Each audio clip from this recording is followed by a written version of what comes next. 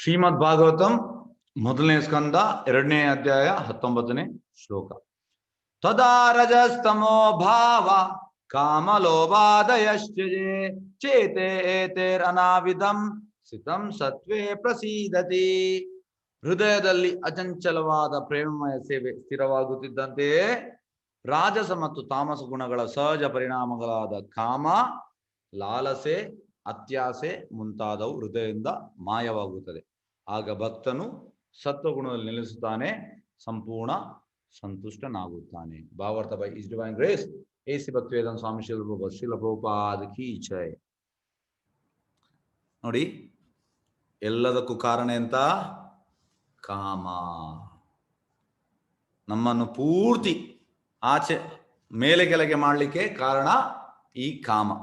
ಇದನ್ನು ಭಗವದ್ಗೀತೆಯಲ್ಲಿ ಅರ್ಜುನ 3ನೇ ಅಧ್ಯಾಯದಲ್ಲಿ 36ನೇ ಶ್ಲೋಕದಲ್ಲಿ ಕೃಷ್ಣನಿಗೆ ಒಂದು ಪ್ರಶ್ನೆ ಮಾಡ್ತಾನೆ. ಆ ಶ್ಲೋಕವನ್ನು ನಾನು ನಿಮಗೆ ಹೇಳ್ತೇನೆ.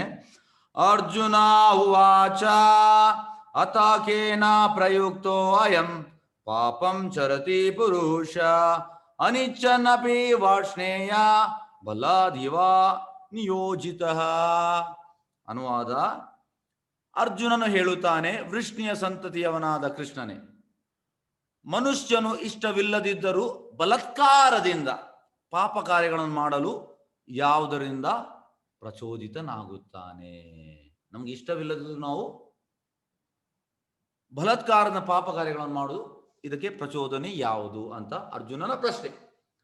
ಕೃಷ್ಣ ಅದಕ್ಕೆ ಉತ್ತರ ಕೊಡ್ತಾನೆ.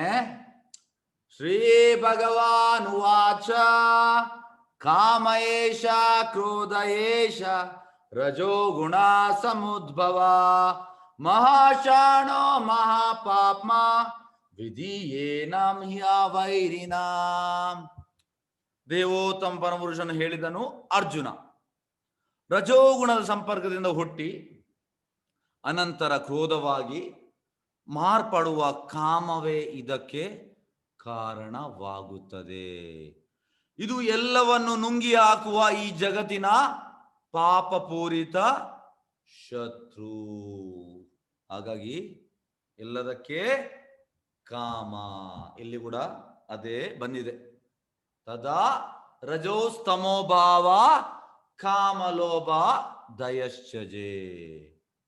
ಈ ಪ್ರಭುಪಾದ ಹೇಳ್ತಾರೆ, ಒಂದು ಕಾಮ ಬಂದ್ರೆ ಉಳಿದದೆಲ್ಲ ಬರ್ತದಂತೆ.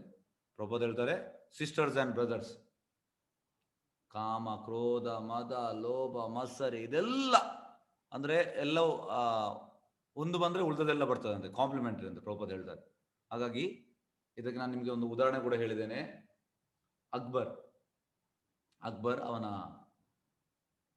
ಮಂತ್ರಿ ಬೀರ್ಬಲ್ ಹತ್ರ ಹೋಗಿ ಹೇಳ್ತಾನೆ, ಸಾಯುವ ಸಮಯದಲ್ಲಿ ಜನರದು ಎಂತ ಸ್ಮರಣೆ ಇರ್ತದೆ? ನೋಡಿ, ಇದು ಒಳ್ಳೆ ಪ್ರಶ್ನೆ. ಅಕ್ಬರ್ದು ಪ್ರಶ್ನೆ ಒಳ್ಳೇದು. ಆ್ಯಕ್ಚುಲಿ ಅಕ್ಬರ್ ಸ್ವಲ್ಪ ಹೆಲ್ಪ್ಫುಲ್ ಆಗಿದ್ದ. ಯಾಕಂದರೆ ಆ ಟೈಮಲ್ಲಿ ನಮ್ಮದು ಈ ಎಂತ ಹೇಳೋದು, ಗೋಸ್ವಾಮಿಗಳೆಲ್ಲ ಇರುವಾಗ ಸ್ವಲ್ಪ ಹೆಲ್ಪ್ಫುಲ್ ಆಗಿದೆ ಅಕ್ಬರ್. ಹಾಗಾಗಿ ಅವನ ಪ್ರಶ್ನೆ ಕೂಡ ಒಳ್ಳೆ ಪ್ರಶ್ನೆ. ಸಾಯುವ ಸಮಯದಲ್ಲಿ ಯಾವ ಸ್ಮರಣೆ ಇರ್ತದೆ, ಇದು ಪ್ರಶ್ನೆ ಬರಬೇಕಂತ ಪ್ರಭುಪಾದ ಹೇಳ್ತಾರೆ. ಇದು ಒಳ್ಳೆ ಪ್ರಶ್ನೆ. ನಾವು ಸಾಯುವ ಸಮಯದಲ್ಲಿ ನಮಗೆ ಎಂಥ ಸ್ಮರಣೆ ಇರ್ತದೆ? ಬೀರ್ಬಲ್ ತುಂಬ ಅತಿ ಬುದ್ಧಿವಂತ, ಬೀರ್ಬಲ್ಗೆ ಗೊತ್ತುಂಟು. ಆದರೆ ಬೀರ್ಬಲ್ ಎಂತ ಹೇಳ್ತಾನೆ ಅಂದರೆ, ನೀನು ಹೋಗಿ ಹುಡುಕಿ ಬಾಳ, ಯಾರಾದರೂ ಸಾಯುವ ಸ್ಟೇಜಲ್ಲಿ ಇದ್ದಾರಾ ಅಂತ. ಹಾಗೆ ಅಕ್ಬರ್ ಹುಡುಕಿ ಬರ್ತಾನೆ, ಒಬ್ಬ ಮುದುಕ ಸಾಯುವ ಸ್ಟೇಜಲ್ಲಿ ಇದ್ದ. ಮತ್ತೆ ಅಕ್ಬರ್ನ ಹೇಳ್ತಾನೆ, ಒಬ್ಬ ಇದ್ದಾನೆ ಸಾಯುವ ಸ್ಟೇಜಲ್ಲಿ ಇದ್ದಾನೆ ಅಂತ. ಅದಕ್ಕೆ ಬೀರ್ಬಲ್ ಹೇಳ್ತಾನೆ, ಎಸ್, ನಿನ್ನ 20 ವರ್ಷದ ಮಗಳನ್ನು ಕರ್ಕೊಂಡು ಹೋಗುವ ಅಂತ ಹೇಳ್ತಾನೆ. ಮತ್ತೆ ಮಗಳನ್ನು ಕರ್ಕೊಂಡು ಬರ್ತಾನೆ. ಮತ್ತೆ 3 ಹೋಗ್ತಾರೆ, ಬೀರ್ಬಲ್, ಅಕ್ಬರ್ ಮತ್ತೆ ಅಕ್ಬರ್ನ ಮಗಳು. ಮುದಿ ಪ್ರಾಯದವ, 96 ಜಾಸ್ತಿ ಆಗಿದೆ ಅವನಿಗೆ ಪ್ರಾಯ, ಸಾಯುವ ಸ್ಟೇಜಲ್ಲಿ ಇದ್ದಾನೆ, ಲಾಸ್ಟ್ ಸ್ಟೇಜಲ್ಲಿ ಇದ್ದಾನೆ. ಅಕ್ಬರ್ ರಾಜ, ಬೀರ್ಬಲ್ ಮಂತ್ರಿ. ಅವರನ್ನು ನೋಡುವುದಿಲ್ಲ ಅವ ಸೀದಾ ಆ 20 ವರ್ಷದ ಅಕ್ಬರ್ನ ಮಗಳನ್ನು ನೋಡ್ತಾನೆ, ಹುಡುಗಿಯನ್ನು. ಹಾಗಾಗಿ ಇದು ಸುಲಭದಲ್ಲಿ ಹೋಗುವುದಿಲ್ಲ. ಕಾಮ ಹೋಗಬೇಕಿದ್ರೆ ಅಲ್ಲಿ ಕೃಷ್ಣನನ್ನು ಸೇರಿಸಬೇಕು. ಯಾವಾಗ ನಾವು ಹರೇ ಕೃಷ್ಣ ಮಂತ್ರವನ್ನು ಜಪ ಮಾಡ್ತೇವೆ, ಈ ಕಾಮವು ಪ್ರಭುಪಾದ ಹೇಳ್ತಾರೆ ಎಷ್ಟೋ ಮೈಲ್ ದೂರ ಓಡ್ತದಂತೆ, ಮತ್ತೆ ಅದು ಬರುವುದಿಲ್ಲ. ಇಲ್ಲಿ ನೋಡಿ, ಹೃದಯದಲ್ಲಿ ಅಚಂಚಲವಾದ ಪ್ರೇಮಮಯ ಸೇವೆ ಸ್ಥಿರವಾಗುತ್ತಿದ್ದಂತೆ. ಸೇವೆ ಅಂದ್ರೆ ಈಗ ನಾವು ಜಪ ಮಾಡೋದು ಕೂಡ ಸೇವೆ. ಅಂದ್ರೆ ಜಪ ಅಂದ್ರೆ ಹರೇ ಕೃಷ್ಣ ಕೃಷ್ಣ ಕೃಷ್ಣ ಹರೇ ಹರೇ, ಹರೇ ರಾಮ ರಾಮ ರಾಮ ಹರೇ ಹರೇ. ಹರೇ ಅಂದ್ರೆ ರಾಧಾರಾಣಿ ಮತ್ತೆ ಕೃಷ್ಣ. ನಾವು ರಾಧಾರಾಣಿ ಹತ್ರ ಬೇಡುವುದಂತೆ, ಓ ರಾಧಾರಾಣಿ ನನ್ನನ್ನು ಕೃಷ್ಣನ ಸೇವೆಯಲ್ಲಿ ತೊಡಗಿಸು. ಹಾಗಾಗಿ ನಾವು ಸೇವೆ ಕೇಳ್ತಾ ಇದ್ದೇವೆ ರಾಧಾರಾಣಿ ಹತ್ರ. ಯಾವಾಗ ಹೃದಯದಲ್ಲಿ ಅಚಂಚಲವಾದ ಪ್ರೇಮಮಯ ಸೇವಾ ಸ್ಥಿರವಾಗುತ್ತಿದ್ದಂತೆ ರಾಜಸ ಮತ್ತು ತಾಮಸ ಗುಣಗಳ ಸಹಜ ಪರಿಣಾಮಗಳಾದ ಕಾಮ, ಲಾಲಸೆ, ಅತ್ಯಾಸೆ ಮುಂತಾದವು ಹೃದಯದಿಂದ ಮಾಯವಾಗುತ್ತದೆ, ಅದು ಓಡಿ ಹೋಗ್ತದೆ. ಆಗ ಭಕ್ತನು ಸತ್ವಗುಣದಲ್ಲಿ ನೆಲೆಸುತ್ತಾನೆ, ಸಂಪೂರ್ಣವಾಗಿ ಸಂತುಷ್ಟನಾಗುತ್ತಾನೆ. ನೋಡಿ, ರಜೋಗುಣ ಮತ್ತು ತಮಗುಣದಲ್ಲಿ ನಮಗೆ ಸಂತೋಷ ಇಲ್ಲ. ಈಗ ಕಲಿಯುಗದಲ್ಲಿ 99% ಜನರು ತಮೋಗುಣ ಮತ್ತು ರಜೋಗುಣದಲ್ಲಿದ್ದಾರೆ. ಅವ್ರದ್ದು ಆ ಪ್ರಭುಪಾದ ಹೇಳ್ತಾರೆ, ಆ ಸಂತೋಷ ಸೋ ಕಾಲ್ಡ್ ಸಂತೋಷ ಅಂತೆ. ಅಂದ್ರೆ ಯಾವಾಗ ಕಷ್ಟ ಇಲ್ಲ ಅದನ್ನು ಅವರು ಸಂತೋಷ ಅಂತ ಭಾವಿಸಿದ್ದಾರೆ. ಇದು ಅಲ್ಲ ನಿಜವಾದ ಸಂತೋಷ. ಅಂದ್ರೆ ಪ್ರಭುಪಾದ ಹೇಳ್ತಾರೆ, ಜನ್ಮ ಮೃತ್ಯು ಜರಾ ವ್ಯಾಧಿ ಇದರಿಂದ ಬಿಡುಗಡೆ ಸಿಗುವಂಥದ್ದೇ ಸಂತೋಷ. ಜನರಿಗೆ ಗೊತ್ತಿಲ್ಲ. ಈಗ ಹೋಗಿ ಯಾರ ಹತ್ರ ಹೋಗಿ ಹೇಳಿದ್ರೆ ಹೇಗಿದ್ಯಾ, ಐ ಆಮ್ ಫೈನ್ ಅಂತ ಹೇಳ್ತಾರೆ. ಅಂದ್ರೆ ನಾನು ಸಂತೋಷವಾಗಿದ್ದೇನೆ. ಎಂತ ಸಂತೋಷ? ಎನಿ ಮೂಮೆಂಟ್ ನಿನ್ಗೆ ರೋಗ ಬರ್ಬೋದು. ಕೊರೋನಾ ಅಲ್ಲ, ಮತ್ತೊಂದು ಡೆಂಗು ಅಲ್ಲ, ಮಲೇರಿಯಾ ಯಾವ್ದಾದ್ರು ಬರ್ಬೋದು, ಕ್ಯಾನ್ಸರ್ ಬರ್ಬೋದು, ಎಂಥದ್ದು ಬರ್ಬೋದು, ಹೃದಯಘಾತ ಆಗ್ಬೋದು, ಪ್ಯಾರಲಿಸ್ ಆಗ್ಬೋದು, ಬ್ರೈನ್ ಸ್ಟ್ರೋಕ್ ಆಗ್ಬೋದು. ಎಂಥದ್ದು ಅಂದ್ರೆ ಗ್ಯಾರಂಟಿ ಇಲ್ಲ, ಎನಿ ಮೂಮೆಂಟ್ ಬರ್ಬೋದು. ಅದು ಕೂಡ ಎಂತ ಫೈನ್ ಅಂತ. ನಾನು ಈ ದೇಹ ಬಿಡುವಾಗ ನೆಕ್ಸ್ಟ್ ನನ್ನ ಆತ್ಮ ಎಲ್ಲಿ ಹೋಗ್ತದೆ ಇದು ಯಾರಿಗೂ ಗೊತ್ತಿಲ್ಲ. ಪ್ರಭುಪಾದ ಹೇಳ್ತಾರೆ, ಕಲಿಯುಗದಲ್ಲಿ 100% ಜನರಿಗೆ, ಯಾರಿಗ 100ರಲ್ಲಿ 100 ಜನರಿಗೆ ಗೊತ್ತಿಲ್ಲ ಅಂತ ಇದು. ನಾನು ಸತ್ತ ಮೇಲೆ ಆತ್ಮ ಎಲ್ಲಿ ಹೋಗ್ತದೆ.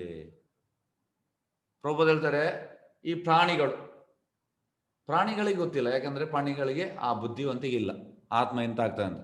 ಪ್ರಾಣಿಗಳು ಓಕೆ ಅಂತೆ, ಆದ್ರೆ ಮನುಷ್ಯ ಹಾಗೆ ಮಾಡಬಾರ್ದಂತೆ. ಮನುಷ್ಯ ಶ್ರೇಷ್ಠ ಜನ್ಮ,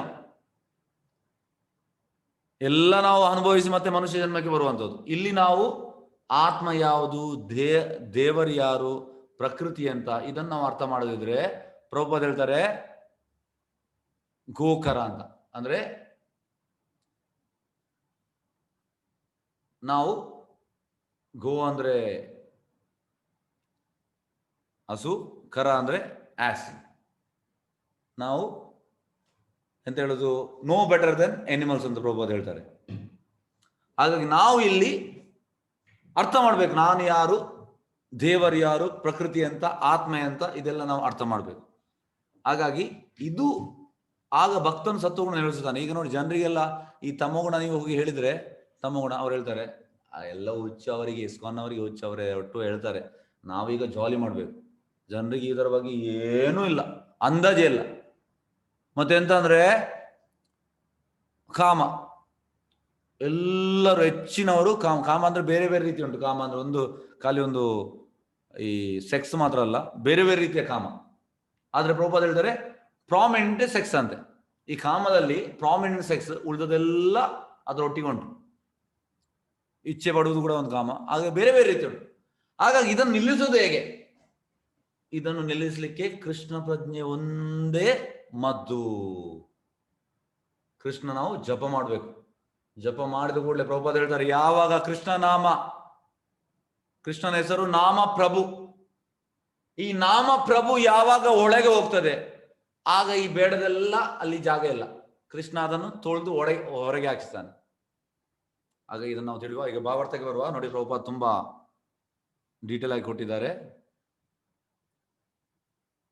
ಭಾವಾರ್ಥ: ಜೀವಿಯು ತನ್ನ ಸಹಜವಾದ ಮೂಲ ಸ್ಥಿತಿಯಲ್ಲಿ ಆಧ್ಯಾತ್ಮಿಕ ಅತ್ಯಾನಂದದಿಂದ ಪೂರ್ಣ ತೃಪ್ತನಾಗಿರುತ್ತಾನೆ. ಮೂಲ ಸ್ಥಿತಿ ಅಂತ ಈಗ ನಿಮ್ಮಲ್ಲಿ ಪ್ರಶ್ನೆ, ದಯವಿಟ್ಟು ಯಾರಾದರೂ ಹೇಳಿ. ನಮ್ಮ ಮೂಲ ಸ್ಥಿತಿ ತುಂಬ ಬಾರಿ ಹೇಳಿದ್ದಾನೆ ನಾನು ಭಗವದ್ಗೀತೆ ಕ್ಲಾಸಲ್ಲಿ ಎಂದು ತುಂಬ ಬಾರಿ ಹೇಳಿದ್ದೇನೆ. ನಮ್ಮ ಮೂಲ ಸ್ಥಿತಿ ಎಂತ? ಹರೇ ಕೃಷ್ಣ, ಹರೇ ಕೃಷ್ಣ. ಯಾರಾದರೂ ಹೇಳ್ಬೋದಾ ಮೂಲ ಸ್ಥಿತಿ? ಶಾಂತ ಸ್ವರೂಪ. ಅಲ್ಲ, ಅದಲ್ಲ ಶಾಂತ ಸ್ವರೂಪ ಅಲ್ಲ. ಮೂಲ ಸ್ಥಿತಿ ಯಾರಾದರೂ ಹೇಳ್ಬೋದಾ? ಹರೇ ಕೃಷ್ಣ ಹೇಳಿ ಯಾರಾದರೂ. ಏನು ನೆಗೆಟಿವ್ ಮಾರ್ಕ್ಸ್ ಇಲ್ಲ, ಹೇಳಿ, ಟ್ರೈ ಮಾಡಿ. ಎಸ್, ಯಾರಿಗೆ ಗೊತ್ತಿಲ್ವಾ? ನೋಡಿ, ಇಷ್ಟು ಆಲ್ಮೋಸ್ಟ್ 1 ತಿಂಗಳಾಯಿತು ಭಾಗವತಂ ಕಲಿಸಿ. ಭಗವದ್ಗೀತೆ ಕ್ಲಾಸಿಗೆ ಕೂಡ ಬಂದಿದೆ. ಭಗವದ್ಗೀತೆ ಕ್ಲಾಸಲ್ಲಿ ಡೈಲಿ ಅದನ್ನು ನಾನು ಹೇಳ್ತೇನೆ. ಯಾರಿಗೆ ಗೊತ್ತಿಲ್ವಾ? ಹರೇ ಕೃಷ್ಣ, ದಯವಿಟ್ಟು ತಪ್ಪಾದ ಚಿಂತೆ ಎಲ್ಲ ಹೇಳಿ. ಕೃಷ್ಣ ಪ್ರಜ್ಞೆಯಲ್ಲಿರೋದು ಅಲ್ಲ, ಮೂಲ ಸ್ವರೂಪ ಎಂತ? ಕೃಷ್ಣ ಪ್ರಜ್ಞೆಯಲ್ಲಿ ಇರುವುದು ಹೌದು, ಮೂಲ ಸ್ವರೂಪ ಎಂತ? ಎಸ್, ಜಪ ಮಾಡುವುದು ಅಲ್ಲ ಅಲ್ಲ, ಮೂಲ ಸ್ವರೂಪ ನಾವು ಒಂದು ಅಂಶ ಕೃಷ್ಣನ ಅಂಶ. ಮಾನವ ಜನ್ಮ. ಹಾ, ಮಾನವ ಜನ್ಮ. ಹಾ, ಮಾನವ ಜನ್ಮ ಅಲ್ಲ ಅಲ್ಲ, ಮಾನವ ಜನ್ಮ ಅಲ್ಲ. ಮತ್ತೆ ದೇವರ ಸೇವಕರು. ಹಾ, ಯಾರು ಹೇಳಿದ್ದು? ಸೇವಕರು ಯಾರು ಹೇಳಿದ್ದು? Hemaraghav. Yes, very good, very good, ಸರಿಯಾದ ಉತ್ತರ. ನೋಡಿ, ಇಷ್ಟನ್ನು ಹೇಳಿಕ್ಕೆ ನಾನು ಇದನ್ನು ಎಷ್ಟು ಬಾರಿ ಹೇಳಿದ್ದೇನೆ. ಜೀವೇರೆ ಸ್ವರೂಪ ಹೋಯ್ ನಿತ್ಯ ಕೃಷ್ಣದಾಸ್. ಜೀವಿಯ ಸ್ವರೂಪ ಕೃಷ್ಣನ ನಿತ್ಯ ಸೇವಕ. ಇದನ್ನು ನಾವು ಮರ್ತು ಬಿಟ್ಟಿದ್ದೇವೆ. ಈಗ ನಾವು ಇಂದ್ರಿಯ ಸೇವಕ, ಮತ್ತೆ ಮನೇಲಿ ನಾಯಿ ಇದ್ರೆ ನಾಯಿಯ ಸೇವಕ, ಇಲ್ಲದ ಬೇರೆ ಬೇರೆ ರೀತಿ, ತುಂಬಾ ಬೇರೆ ಬೇರೆ ರೀತಿಯಲ್ಲಿ ನಾವು ಸೇವೆ ಮಾಡ್ತಾ ಇದ್ದೇವೆ. ಪ್ರಭುಪಾದ ಹೇಳ್ತಾರೆ, ಸೇವೆ ಅನ್ನೋದು ಅದು ಮಾಡಲೇಬೇಕಂತೆ. ಆದ್ರೆ ಜನರು ಎಂತ ಮಾಡ್ತಾರೆ? ಕೃಷ್ಣನ ಸೇವೆ ಮಾಡಿಬಿಟ್ಟು ಇಂದ್ರಿಯ ಸೇವೆ, ಬೇರೆ ಬೇರೆ ರೀತಿಯ ಸೇವೆ ಮಾಡ್ತಾರೆ ಜನರು. ಇದಕ್ಕೆ ಎಕ್ಸ್ಟೆಂಡೆಡ್ ಫಸ್ಟಿಗೆ ಪ್ರಭುಪಾದ ಹೇಳ್ತಾರೆ, ನಾನು ಅನ್ನೋದು ಸೆಲ್ಫಿಶ್ನೆಸ್, ಮತ್ತೆ ನನ್ನ ಹೆಂಡತಿ ಮಕ್ಕಳು ಇದು ಎಕ್ಸ್ಟೆಂಡೆಡ್ ಸೆಲ್ಫಿಶ್ನೆಸ್. ನನ್ನ ಕುಟುಂಬ ಎಕ್ಸ್ಟೆಂಡೆಡ್ ಸೆಲ್ಫಿಶ್ನೆಸ್, ಅದು ಎಕ್ಸ್ಟೆಂಡ್ ಆಗ್ತದೆ. ಮತ್ತೆ ನನ್ನ ಗ್ರಾಮ ಎಕ್ಸ್ಟೆಂಡೆಡ್ ಸೆಲ್ಫಿಶ್ನೆಸ್, ಮತ್ತೆ ನನ್ನ ಆ ಒಂದು ಜಿಲ್ಲೆ ಎಕ್ಸ್ಟೆಂಡೆಡ್ ಸೆಲ್ಫಿಶ್ನೆಸ್, ಮತ್ತೆ ನನ್ನ ಆ ರಾಜ್ಯ, ಮತ್ತೆ ನನ್ನ ದೇಶ. ಈ ರೀತಿ ಆ ಸೆಲ್ಫಿಶ್ನೆಸ್ ಎಕ್ಸ್ಟೆಂಡ್ ಆಗ್ತಾ ಹೋಗ್ತದೆ. ಇದೆಲ್ಲವೂ ನಾವು ಸೇವೆ ಮಾಡ್ತೇವಂತೆ. ಫಸ್ಟಿಗೆ ನಮ್ಮ ಸೇವೆ ಮಾಡುವಂಥದ್ದು, ಮತ್ತೆ ನಮ್ಮ ಫ್ಯಾಮಿಲಿದು, ಮತ್ತೆ ನಮ್ಮ ಗ್ರಾಮದು, ಮತ್ತೆ ನಮ್ಮ ಜಿಲ್ಲೆದು, ಮತ್ತೆ ನಮ್ಮ ರಾಜ್ಯದು, ಮತ್ತೆ ನಮ್ಮ ದೇಶದ್ದು ಸೇವೆ ಮಾಡ್ತೇವೆ. ಯಾಕೆ ಕೃಷ್ಣನ ಸೇವೆ ಮಾಡಬಾರ್ದು? ಪ್ರಭುಪಾದ ಹೇಳ್ತಾರೆ, ಯಾಕೆಂದ್ರೆ ಇದು ಪ್ರಜಾಪ್ರಭುತ್ವ ಹಕ್ಕು ಅಂತೆ. ಪ್ರಭುಪಾದ ಹೇಳ್ತಾರೆ, ಕಾನ್ಸ್ಟಿಟ್ಯೂಷನಲ್ ಪೊಸಿಷನ್. ಎಂತ ಕಾನ್ಸ್ಟಿಟ್ಯೂಷನಲ್ ಪೊಸಿಷನ್? ನಾವು ಕೃಷ್ಣನ ಸೇವಕ ಅನ್ನೋದು ಈ ಜನ್ಮ ಅಲ್ಲ, ತುಂಬಾ ಜನ್ಮದಿಂದ ಇದು ನಮ್ಮ ಆ ಡೆಸಿಗ್ನೇಷನ್. ಅದೇ ನಾವು ಕೃಷ್ಣನ ಸೇವಕರು. ಆದ್ರೆ ಈಗ ನಾವು ಇದನ್ನು ಮರೆತು ಬಿಟ್ಟಿದ್ದೇವೆ. ನಾವು ಬೇರೆ ಬೇರೆ ರೀತಿಯಲ್ಲಿ ಸೇವೆ ಮಾಡ್ತಾ ಇದ್ದೇವೆ. ಹಾಗಾಗಿ ಜೀವಿಯು ತನ್ನ ಸಹಜವಾದ ಮೂಲ ಸ್ಥಿತಿಯಲ್ಲಿ ಆಧ್ಯಾತ್ಮಿಕ ಅತ್ಯಾನಂದದಿಂದ ಪೂರ್ಣ ತೃಪ್ತನಾಗಿರುತ್ತಾನೆ. ಇದೇ ನಮ್ಮ ಮೂಲ ಸ್ಥಿತಿ. ನಾವು ಕೃಷ್ಣನ ಸೇವಕರು. ಇಂತಹ ಸ್ಥಿತಿಯನ್ನು ಬ್ರಹ್ಮಭೂತ, ಆತ್ಮಾನಂದಿ ಅಥವಾ ಸ್ವಯಂ ಸಂತೃಪ್ತ ಸ್ಥಿತಿ ಎಂದು ಕರೆಯಲಾಗಿದೆ. ಭಗವದ್ಗೀತೆಯಲ್ಲಿ ಇದಕ್ಕೆ ಶ್ಲೋಕ ಕೂಡ ಉಂಟು. ಬ್ರಹ್ಮಭೂತ ಪ್ರಸನ್ನಾತ್ಮ ನ ಶೋಚತಿ ನ ಕಾಂಕ್ಷತಿ ಸಮಾ ಸರ್ವೇಷು ಭೂತೇಶು ಮದ್ಭಕ್ತಿ ಲಭತೆ ಪರ. ಅಂದ್ರೆ ಬ್ರಹ್ಮಭೂತ ಅಂದ್ರೆ ನಾನು ದೇಹ ಅಲ್ಲ, ನಾನು ಆತ್ಮ. ಬ್ರಹ್ಮಭೂತ ಪ್ರಸನ್ನಾತ್ಮ, ಆ ಸ್ಟೇಜಲ್ಲಿ ನಾನು ಆತ್ಮ ಸ್ಟೇಜಿಗೆ ಬರುವಾಗ ನಾವು ಪ್ರಸನ್ನಾತ್ಮ, ತುಂಬಾ ಖುಷಿಯಾಗಿರ್ತೇವೆ. ನಾ ಶೋಚತಿ ಅಂದ್ರೆ ಈಗ ನಾನು ಎಲ್ಲರ ಹತ್ರ ಮೊನ್ನೆ ಈ ವಾಟ್ಸಪ್ ಅಲ್ಲಿ ಕಳಿಸಿದ್ದೇನೆ. ಎಂತಂದ್ರೆ ನಮಗೆ ದೇವಸ್ಥಾನ ನಾವು ಕಟ್ತಾ ಇದ್ದೇವೆ, ಅದಕ್ಕೆ ಸಹಾಯ ಮಾಡಿ ಅಂತ ಎಲ್ಲರೂ ಕೊಟ್ಟಿದ್ದಾರೆ, ಹೆಚ್ಚಿನವರು ಕೊಟ್ಟಿದ್ದಾರೆ. ಹಾಗಾಗಿ ಈಗ ಸಪೋಸ್ ಇದರಲ್ಲಿ ಯಾರಾದ್ರೂ 1 ಕೋಟಿ ಯಾರಾದ್ರೂ ಕೊಟ್ರು, ಇವತ್ತು ನನಗೆ 1 ಕೋಟಿ ಕೊಟ್ರು, ಆಗ್ಲಿ, ಆ ಮಾತಿಗಾದ್ರೂ ಯಾರಾದ್ರೂ ಕೊಡ್ಲಿ, 1 ಕೋಟಿ ಕೊಟ್ರು. ಮತ್ತೆ ನೆಕ್ಸ್ಟ್ ಡೇ ಯಾರು ಕೊಟ್ಟವ ಹೇಳ್ತಾನೆ, ನನಗೆ ಬೇರೆ ಅದು ಹಣದಲ್ಲಿ ಬೇರೆ ವ್ಯವಸ್ಥೆ ಮಾಡ್ಲಿಕೊಂಡು ಅದು ಹಿಂದೆ ಕೊಡಿ ಅಂತ. ನೀವು 1 ಕೋಟಿ ಕೊಡುವಾಗ ನಾ ಶೋಚತೆ ಅಂದ್ರೆ ನನಗೆ ತುಂಬಾ ಖುಷಿ ಆಗುದಿಲ್ಲ. ಅಂದ್ರೆ ದೇವರ ಸೇವೆಗೆ ಯೂಸ್ ಮಾಡುವಂತ. ಹಾಗಾಗಿ ನಾನು ಅದರಲ್ಲಿ 1 ಕೋಟಿ ಸಿಕ್ತಂತ ಹಾರಾಡುದಿಲ್ಲ. ಮತ್ತೆ ನೀವು ನೆಕ್ಸ್ಟ್ ಡೇ ಬಂದು ಎಸ್ ಕೇಳ್ತೀರಿ, ಸರ್ ಅದು ನೆಕ್ಸ್ಟ್ ಬೇರೆ ಟೈಮ್ ಕೊಡ್ತೇನೆ, ಈಗ ನನಗೆ ಆ 1 ಕೋಟಿ ಬೇಕು. ಆಗ ನಾ ಶೋಚನೆ, ನಾ ಕಾಂಕ್ಷತಿ, ನಾನು ಬೇಜಾರಲ್ಲಿ ಇರುವುದಿಲ್ಲ. 1 ಕೋಟಿ ಹೋಯ್ತು, ಕೃಷ್ಣನಿಗೆ ಇದು ಮಾಡಿ 1 ಕೋಟಿ ಹೋಯ್ತು. ಹಾಗಾಗಿ ಆ ಬ್ರಹ್ಮಭೂತ ಲೆವೆಲ್ಗೆ ಬಂದವ ನಾ ಶೋಚತಿ, ಹಣ ಬಂದ್ರೆ ಖುಷಿಯಲ್ಲಿ ಇರುವುದಿಲ್ಲ, ಹಣ ಹೋದ್ರೆ ಬೇಜಾರಲ್ಲಿ ಇರುವುದಿಲ್ಲ. ನಾ ಶೋಚತಿ ನಾ ಕಾಂಕ್ಷತಿ ಸಮಾ ಸರ್ವೇಷು ಭೂತೇಶು. ಈ ಕೋಳಿಯನ್ನು ಜನರೆಲ್ಲ ಕೋಳಿ ತಿಂತಾರಲ್ಲ, ಮತ್ತೆ ಈ ಕುರಿಯನ್ನು, ಮತ್ತೆ ಈ ಮೀನನ್ನು, ಮತ್ತೆ ಈ ನಾಯಿಯನ್ನು ಮನೆಯೊಳಗೆ ಚಂದಾಮಾಗಿ ಮುದ್ದು ಮಾಡ್ತಾರೆ. ಸಮಾ ಸರ್ವೇಷು ಭೂತೇಶು ಅಂದ್ರೆ ನಾಯಿಯನ್ನು, ಮೀನನ್ನು, ಕುರಿಯನ್ನು ಹಸುವನ್ನು ಮತ್ತೆ ಕೋಳಿಯನ್ನು ಎಲ್ಲವನ್ನು ಒಂದೇ ರೀತಿ ನೋಡುವಂಥದ್ದು, ಮನುಷ್ಯನನ್ನು ಕೂಡ. ಸಮಾ ಸರ್ವೇಶು ಭೂತೇಶು, ಎಲ್ಲ ಜೀವಿಗಳು ಕೃಷ್ಣನ ಮಕ್ಕಳು ಅಂತ ನೋಡುವಂಥದ್ದು. ಹಾಗಾಗಿ ಅದಕ್ಕೆ ಹಾನಿ ಕೊಡುವುದಿಲ್ಲ, ಅದನ್ನು ತಿನ್ನುವುದಿಲ್ಲ. ಸಮಾ ಸರ್ವೇಶು ಭೂತೇಶು ಮದ್ಭಕ್ತಿ ಲಭತೆ ಪರ, ಆ ನೆಲೆಯಲ್ಲಿ ಅವನಿಗೆ ನಿಜವಾದ ಭಕ್ತಿ ಸಿಗ್ತದೆ. ಇದಕ್ಕೆ ಹೇಳೋದು ಬ್ರಹ್ಮಭೂತ ಸ್ಟೇಜ್. ಈ ಸ್ವಯಂ ಸಂತೃಪ್ತಿಯು ನಿಷ್ಕ್ರಿಯ ಮೂರ್ಖನ ತೃಪ್ತಿಯಂತಿರುವುದಲ್ಲ. ನೋಡಿ, ಇದು ನಿಷ್ಕ್ರಿಯ ಮೂರ್ಖನು, ಅವನಿಗೆ ಇದರಲ್ಲಿ ಈ ಸ್ವಯಂ ಸಂತೃಪ್ತಿಯು ನಿಷ್ಕ್ರಿಯ ಮೂರ್ಖನ ತೃಪ್ತಿ, ಅವನ ತೃಪ್ತಿ ಅಲ್ಲ ಇದು. ಇದು ಬ್ರಹ್ಮಭೂತ ಲೆವೆಲ್ದು ತೃಪ್ತಿ. ಈ ನಿಷ್ಕ್ರಿಯ ಮೂರ್ಖ ಮೌಢ್ಯದ ಅಜ್ಞಾನ ಸ್ಥಿತಿಯಲ್ಲಿ ಇರುತ್ತಾನೆ. ಅವ ಯಾಕಂದ್ರೆ ಪ್ರಭುಪದ ಯಾವಾಗಲೂ ಹೇಳ್ತಾರೆ, ತಮೋಗುಣ ಆದ್ಮೇಲೆ ಅದರ ಕೆಳಗೆ ಮೂಢತಮ ಅಂತ ಪ್ರಭುಪದ ಹೇಳ್ತಾರೆ. ಮೂಢತಮ ಅಂದ್ರೆ ತುಂಬಾ ಅವಂದ್ರೆ ಅಂಧಕಾರದಲ್ಲಿದ್ದಾನೆ. ತಮೋಗುಣ ಅಂದ್ರೆ ಅಂಧಕಾರ, ಮೂಢತಮ ಅಂದ್ರೆ ತುಂಬಾ ಅಂಧಕಾರ. ಅವನಿಗೆ ಅದರಿಂದ ಹೊರಗೆ ಬರಲಿಕ್ಕೆ ತುಂಬಾ ಕಷ್ಟ ಅಂತ ಪ್ರಭುಪದ ಹೇಳ್ತಾರೆ.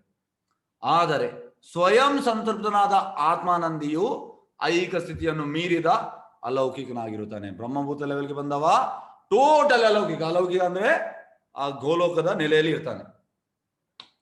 ಅಚಂಚಲ ಭಕ್ತಿಯುತ ಸೇವೆಯಲ್ಲಿ ಸ್ಥಿರನಾಗಿರುವಂತೆ ಪರಿಪೂರ್ಣತೆಯ ಈ ಸ್ಥಿತಿ ಪ್ರಾಪ್ತವಾಗುತ್ತದೆ. ಯಾವಾಗ ನಾವು ಭಕ್ತಿ ಸೇವೆಯಲ್ಲಿ ಸ್ಥಿರವಾಗುತ್ತೇವೆ, ಸ್ಥಿರವಾಗುವುದಂದ್ರೆ ನಿಷ್ಠ, ಶ್ರದ್ಧಾ, ಸಾಧು ಸಂಘ, ಭಜನ ಕ್ರಿಯಾ, ಅನರ್ಥ ನಿವೃತ್ತಿ, ನಿಷ್ಠ. ನಿಷ್ಠ ಅಂದ್ರೆ ಸ್ಥಿರವಾಗುವಂಥದ್ದು. ಆಗ ಅವನಿಗೆ ಆ ಸ್ಥಿತಿ ಪ್ರಾಪ್ತವಾಗುತ್ತದೆ. ಭಕ್ತಿ ಸೇವೆ ನಿಷ್ಕ್ರಿಯತೆ ಅಲ್ಲ. ಹೆಚ್ಚಿನವರು ಭಕ್ತಿ ಸೇವೆಯನ್ನು ನಿಷ್ಕ್ರಿಯತೆ ಅಂತ ಹೇಳಿ ಎನಿಸ್ತಾರೆ. ಅಲ್ಲ, ಬದಲಾಗಿ ಆತ್ಮದ ನಿರ್ಮಲ ಕ್ರಿಯೆ ಆಗಿದೆ. ಈ ಆತ್ಮವನ್ನು ಕ್ಲೀನ್ ಮಾಡುವಂಥದ್ದು. ನೋಡಿ, ನಾವು ಬೆಳಿಗ್ಗೆ ಮತ್ತೆ ಸಂಜೆ ಸ್ನಾನ ಮಾಡ್ತೇವೆ, ನಮ್ಮ ದೇಹವನ್ನು ಕ್ಲೀನ್ ಇಡ್ತೇವೆ, ಬೆಳಿಗ್ಗೆ ತಿಂತೇವೆ, ಮಧ್ಯಾಹ್ನ ತಿಂತೇವೆ, ಸಂಜೆಯಿಂದ ಕೆಲವರು 5 ಹೊತ್ತು ತಿಂತಾರೆ. ಇದು ನಮ್ಮ ದೇಹವನ್ನು ನೋಡುವಂಥದ್ದು. ಆದ್ರೆ ನಾವು ನಮ್ಮ ಆತ್ಮವನ್ನು ಕೂಡ ನಿರ್ಮಲವಾಗಿ ಇಡಬೇಕು. ಆತ್ಮವನ್ನು ನಿರ್ಮಲವಾಗಿ ಇಡುವುದು ಹೇಗೆ? ಈ ಜಪದ ಮೂಲಕ. ಹರಿನಾಮ ಹರಿನಾಮ ಹರಿನಾಮ ಏವ ಕೇವಲ ಕಲೋ ನಾಸ್ತಿ ಏವ ನಾಸ್ತಿ ಏವ ನಾಸ್ತಿ ಗತಿರನ್ಯತ.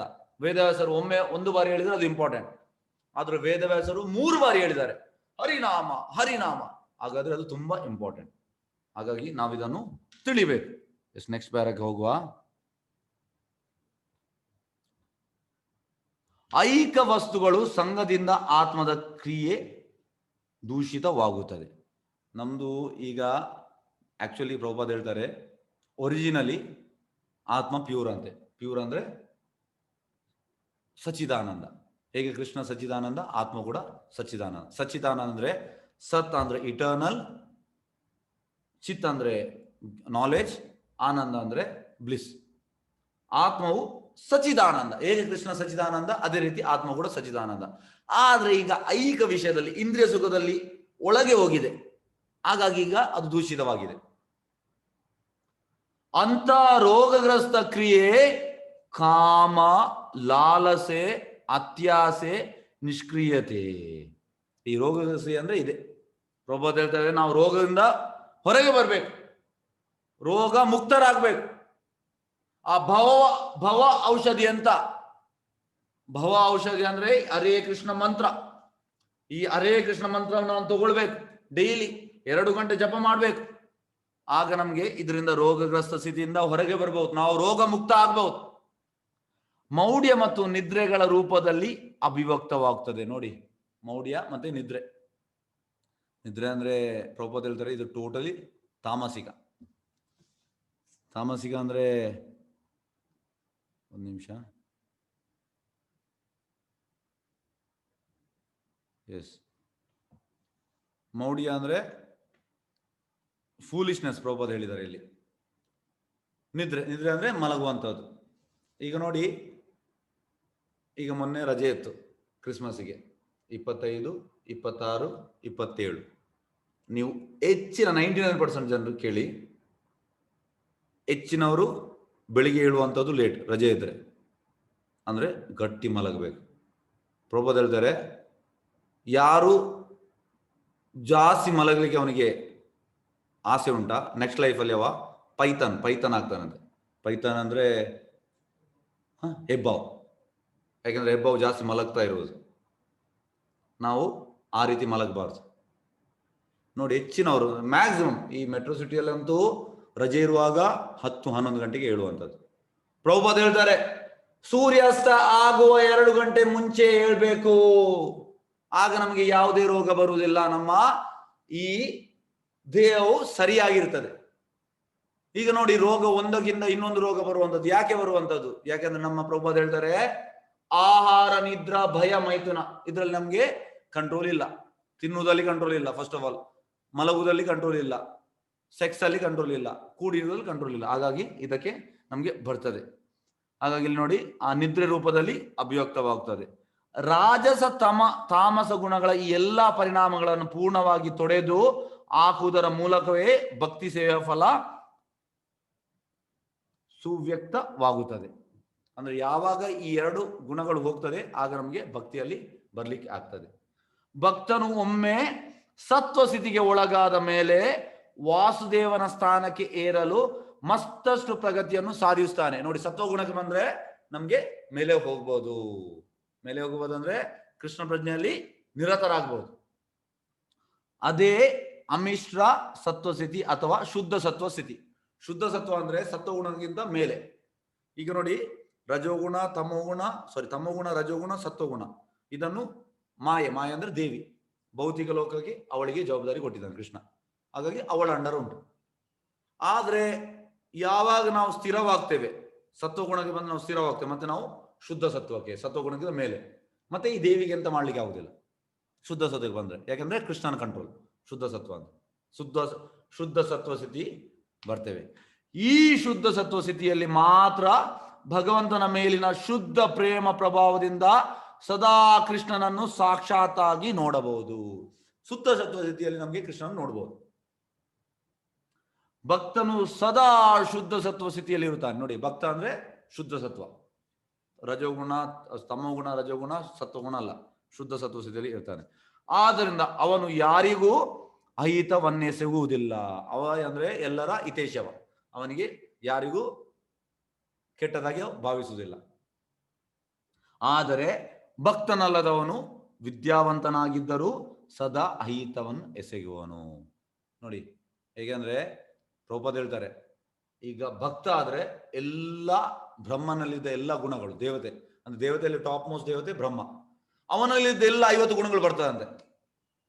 ಮತ್ತೆ ಅವನಿಗೆ ಯಾರೇ ವೈರಿ ಇಲ್ಲ, ಶತ್ರು ಇಲ್ಲ, ಅವ ಯಾರಿಗೂ ಅಹಿತ ಮಾಡುವುದಿಲ್ಲ, ಯಾವಾಗಲೂ ಒಳ್ಳೇದಾಗ್ಲಿ ಅಂತ ಭಾವಿಸುವಂಥದ್ದು. ಆದ್ರೆ ಭಕ್ತನಲ್ಲದವ ವಿದ್ಯಾವಂತನಾಗಿದ್ರು ಕೂಡ ನೋಡಿ, ಅವ ಸದಾ ಅಹಿತವನ್ನು ಎಸಗುವವ.